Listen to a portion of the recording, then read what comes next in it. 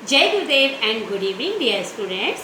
बच्चों, अभी हम पिछली हिंदी की कक्षाओं में व्याकरण के अंतर्गत हमने बच्चों रस और अलंकार पाठ का अध्ययन किया और उसके अभ्यास कार्य को और होमवर्क किया। बच्चों, आशा है आपको रस और अलंकार बहुत अच्छे से समझ में आए होंगे। अलंकार बच्चों काव्य सौंदर्य और रस काव्य सौंदर्य का एक बहुत महत्वपूर्ण पक्ष है। अब बच्चों, आज हम पुनः कृतिका बुक पर आ रहे हैं। कृतिका का हम एक पाठ पढ़ चुके हैं, माता का आंचल। आज बच्चों हम उसके दूसरे पाठ था जॉर्ज पंचम की नाक पाठ का अध्ययन करने जा रहे हैं। आपको बच्चों अपनी अपनी किताब पेज नंबर आपको 10 पेज पर 10 पेज नंबर 10 निकालना है और अपने हाथों में पेंसिल और बुक निकालकर मेरे साथ अध्यापन करना है। पाठ को पढ़ने से पूर्व बच्चों में इसकी पाठ की रूपरेखा आपके सामने प्रस्तुत कर रही हूँ संक्षिप्त में, जिससे आपको पाठ आसानी से और समझ में आ सके।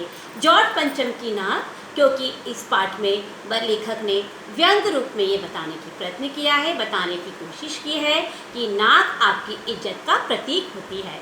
कहते हैं कि जो सत्ताधारी लोग हैं अपनी सत्ता को, अंग्रेजी हुकूमत को कायम रखने के लिए बच्चों अपने कुछ भी कर सकते हैं। जब रानी एलिजाबेथ आती हैं तो भारत आती हैं तो उनके आने की तैयारी कैसे की जाती है, कैसे करते हैं।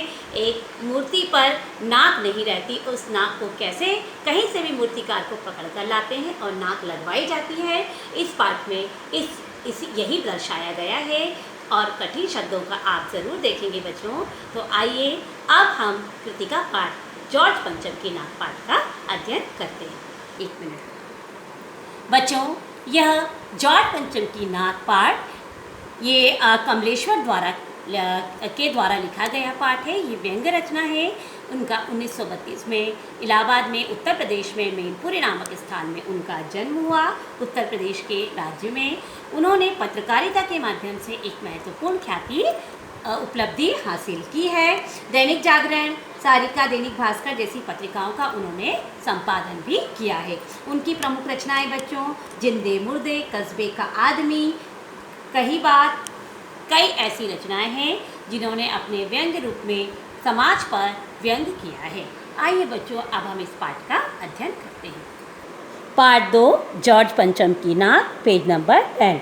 यह बात उस समय की है जब इंग्लैंड की रानी एलिजाबेथ द्वितीय मय के साथ पति के हिंदुस्तान पधारने वाली थी। अपने पति के हिंदुस्तान पधारने वाली थी। बच्चों मय अंडरलाइन करेंगे, मय मतलब के साथ।